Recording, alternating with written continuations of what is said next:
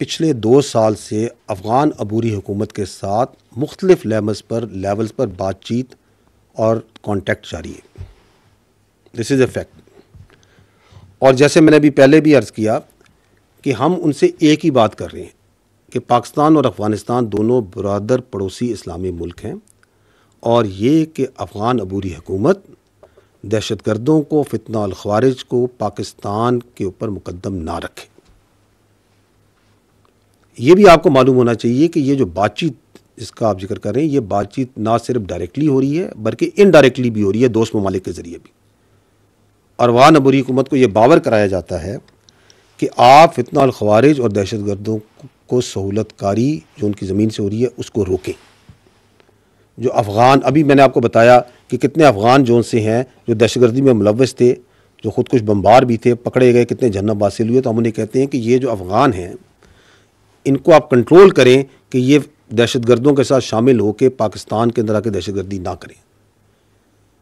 इन अफ़गान खुदकुश बम्बारों को कंट्रोल करें। लेकिन अगर इस मसलसल राब्ते और इस कॉन्टैक्ट के बावजूद अगर अफ़गानिस्तान की सरजमीन में फितना अल ख़वारिज के जो लीडरान हैं, उनके जो तरबीती मराकज़ हैं, उनके जो राब्ते हैं, वो आज़ादी से ऑपरेट होते रहे और रोज़ाना की बुनियाद पर हमारे जो मासूम शहरी हैं और कानून नाफिज करने वाले जो रखवाले हैं उनका नाहक खून बहाया जाए, तो क्या हम बैठकर ये तमाशा देखते रहें?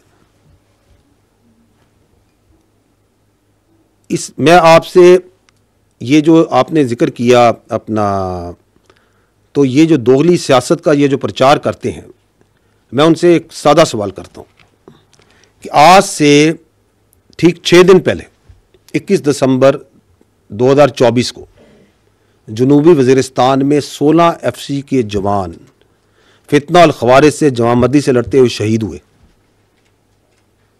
क्या उनके खून की कोई कीमत नहीं है? क्या वो इस पाकिस्तान के और वो सब के सब क्या इस खैबर पख्तूनख्वा के शेरदिल जवान नहीं थे? मैं ये सवाल करता हूं कि 2021 में जब फितना अल ख़वारिज की कमर टूट गई थी and it was on the run, तो उस वक्त किसके फैसले पर बातचीत के जरिए इनको रीसेटल किया गया और आबाद किया गया?